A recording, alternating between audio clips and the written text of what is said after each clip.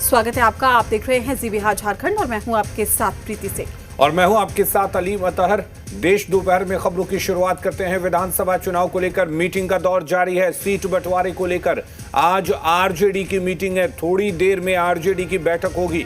लालू यादव ने पार्टी के वरिष्ठ नेताओं को सर्कुलर रोड बुलाया है। सीटों के ऐलान को लेकर मीटिंग में चर्चा होगी। तो आज की बैठक काफी अहम और लालू यादव इस बैठक की अध्यक्षता करेंगे। थोड़ी देर में आरजेडी की ये बैठक होगी। लालू यादव ने पार्टी के वरिष्ठ नेताओं को सर्कुलर रोड बुलाया है। सीटों के ऐलान को लेकर मीटिंग में होगी चर्चा। ये बड़ी खबर आप तक पहुंचाने, बड़ी जानकारी। तो आपको बता दें, विधानसभा चुनाव को लेकर मीटिंग का दौर लगातार जारी है। सीट बंटवारे को लेकर आज आरजेडी की ये मीटिंग है और थोड़ी ही देर में ये बैठक शुरू होगी।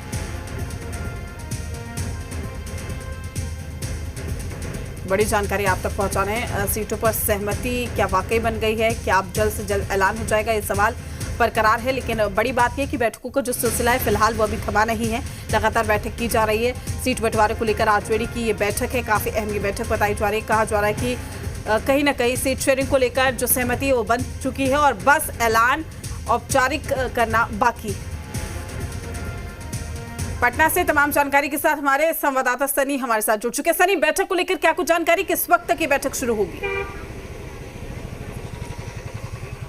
बिल्कुल, थोड़ी देर में यहाँ पर बैठक शुरू होगी और राष्ट्रीय जनता दल के तमाम वरिष्ठ नेता इस बैठक में शामिल होंगे। अगर यहाँ की अभी की तस्वीर दिखाएं तो अभी अमूमन आम दिनों में जो तस्वीर होती है उसी तरह की तस्वीर है और धीरे धीरे यहाँ पर जो राष्ट्रीय जनता दल के समर्थक हैं वो जुट रहे हैं।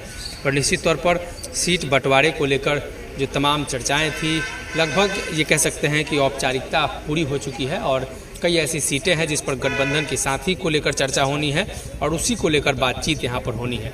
इसी को लेकर जो तमाम नेता जुटेंगे। खासतौर पर अगर बात की जाए तो राष्ट्रीय जनता दल जो आंकड़े सामने आ रहे हैं, जो बातें सामने आ रही है, उस हिसाब से 135-38 सीटों का वो आंकड़ा है जहाँ राष्ट्रीय जनता दल चुनाव लड़ सकती है। हालांकि इस पर आधिकारिक अभी पुष्टि हुई नहीं है, लेकिन सबसे महत्वपूर्ण इंडिया गठबंधन के अंदर मुकेश सहनी को लेकर जो चर्चाएँ हैं तो वो सीटों को लेकर नहीं, उप मुख्यमंत्री के चेहरे को लेकर, उप मुख्यमंत्री के पद को लेकर काफ़ी उनकी तरफ से बातें कही जा रही है। तो ये कह सकते हैं कि उप मुख्यमंत्री वाला जो मामला है वो फंसा हुआ है और लालू प्रसाद यादव तमाम वरिष्ठ नेताओं के साथ बैठक करेंगे जो लालू प्रसाद यादव के साथ लंबे समय तक काम कर चुके हैं। उन तमाम नेताओं से इस बात की जानकारी ली जाएगी। हालांकि इस बात को लेकर भी चर्चा है कि कई दल राष्ट्रीय जनता दल के समर्थन में आ सकती है। जो दल अब तक अलग है, या राष्ट्रीय लोक जनशक्ति पार्टी की बात करें या अन्य कई बड़े नेताओं की, तो नेताओं का आना जाना लगातार यहाँ पर जारी है और ऐसे में आने वाले समय में 2 से 3 घंटे में यहाँ से तस्वीर साफ होगी। तो दोनों जो गठबंधन है एक दूसरे के प्रत्याशियों के ऐलान को लेकर इंतजार कर रही है। उसी के हिसाब से प्रत्याशियों की घोषणा की जाएगी। दरअसल कई ऐसी सीटें हैं जहाँ पर 2 और 3 प्रत्याशी के नामों का चयन हुआ है दोनों गठबंधन की ओर से। अगर राष्ट्रीय जनता दल प्रत्याशी उतारती है तो उस हिसाब से एनडीए गठबंधन भी प्रत्याशी को उतारेगी।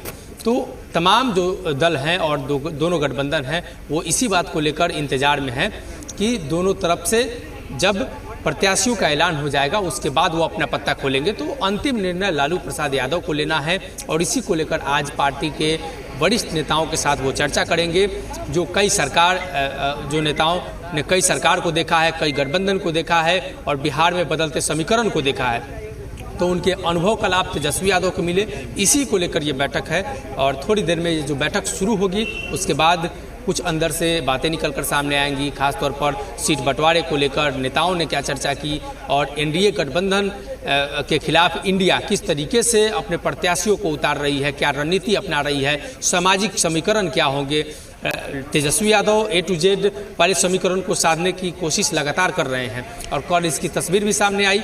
कई नेताओं ने राष्ट्रीय जनता दल को ज्वाइन किया। जनता दल यूनाइटेड, भारतीय जनता पार्टी, तमाम दलों से नेता एक दूसरे के साथ मिलकर इंडिया गठबंधन का समर्थन करते हुए नजर आ रहे हैं। खासतौर पर जदयू के पूर्व विधायक, जदयू के पूर्व सांसद और कई नेताओं ने कल ज्वाइन किया है और लोजपा के भी कई नेताओं ने कल ज्वाइन किया है। तो संभवतः ये कयास लगाए जा रहे हैं कि जो लोग कल ज्वाइन किए हैं वो चुनाव लड़ेंगे। तो उस पर अंतिम मुहर को लेकर ये बैठक है और ये कह सकते हैं कि राष्ट्रीय जनता दल की ओर से तमाम चीज़ों की जो है जानकारी शीर्ष नेताओं को दे दी गई है, तमाम बातों की जानकारी दे दी गई है। तो इंतजार है बस फाइनल मुहर का। और गठबंधन के अंदर जो उम्मीदवार हैं, खासतौर पर अगर सीपीएम की बात करें तो 2 उम्मीदवारों की घोषणा सीपीएम ने कर दी है कि 14 को नामांकन करने जा रहे हैं। मांझी से एक उम्मीदवार हैं। तो उन तमाम लोगों को इस बात की जानकारी राष्ट्रीय जनता दल अब इस बैठक के माध्यम से देगी। और जो विपक्षी दल हैं, खासतौर पर एनडीए गठबंधन के अंदर क्या चल रहा है, एनडीए कुनबा क्या कर रहा है, उस पर भी विस्तृत एक चर्चा होनी है। बिल्कुल सनी, ये जो मीटिंग हो रही है, या अगर बात करें महागठबंधन की तरफ से जो देरी हो रही है इस ऐलान में कि कौन सी पार्टी कितनी सीटों पर चुनाव लड़ेगी, क्या ये इस वजह से भी हो सकती है? हालांकि सभी पार्टियां बैठकें कर रही हैं, मंथन कर रही हैं कि अंतिम समय में अगर कोई सीट किसी और के पक्ष में चली जाती है तो दल बदल की चीजें ना हो। बिल्कुल, दोनों गठबंधन के नेता इस बात को बखूबी समझते हैं कि अगर पार्टी के अंदर या गठबंधन के अंदर विरोध होगा तो उन्हें नुकसान होगा। तो ऐसे मौके पर वो अपना पत्ता खोलेंगे और प्रत्याशियों के नाम की घोषणा करेंगे, ताकि जो सामने वाला जो विरोधी है या जो नाराज़ हो गया, उनके पास कोई मौका न बच पाए। और इसी को लेकर ऐन मौके पर सीटों का ऐलान, और ये काफ़ी महत्वपूर्ण है। राष्ट्रीय जनता दल, ये कह सकते हैं कि भारतीय जनता पार्टी और राष्ट्रीय जनता दल और जदयू, ये प्रमुख पार्टियां बिहार के अंदर हैं, और कांग्रेस। तो इन तमाम दलों की तस्वीरें साफ हैं। लेकिन जो छोटे छोटे दल हैं वो प्रेशर पॉलिटिक्स कर रहे हैं, और इसी प्रेशर पॉलिटिक्स में जो मसला है वो फंसा हुआ है।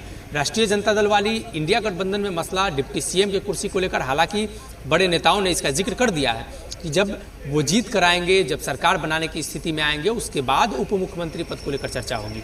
दरअसल कांग्रेस इस बात को लेकर भी चर्चा कर रही है कि पहले से इसको लेकर ऐलान किया जाए। इसलिए मुकेश सहनी की दावेदारी से कांग्रेस बखूबी इस बात को जानती है कि मुकेश सहनी किस तरीके से प्रेशर पॉलिटिक्स खेल रहे हैं। तो कांग्रेस भी ये बात चाहती है, कांग्रेस भी ये बात जानती है कि हम अगर आपको सीएम के तौर पर प्रोजेक्ट करेंगे तो आप भी डिप्टी सीएम के तौर पर कांग्रेस, जो दूसरी बड़ी पार्टी है, उसको प्रोजेक्ट करें। इसलिए कि जो लेफ्ट की पार्टियां हैं उसको सरकार बनाने से मतलब है, लेकिन सरकार के अंदर भागीदारी में उनकी ज़्यादा सहभागिता नहीं होती है, ना उनकी रुचि होती है। अब तक जो सरकारें बनी है बिहार के अंदर हाल के दिनों में, उसमें लेफ्ट की पार्टियों के द्वारा मंत्रिमंडल में शामिल होने पर कोई भी रुचि नहीं दिखाई गई, और वो ना ही इसमें रुचि दिखाते हैं और ना ही शामिल होते हैं। तो ये बड़ा मसला है।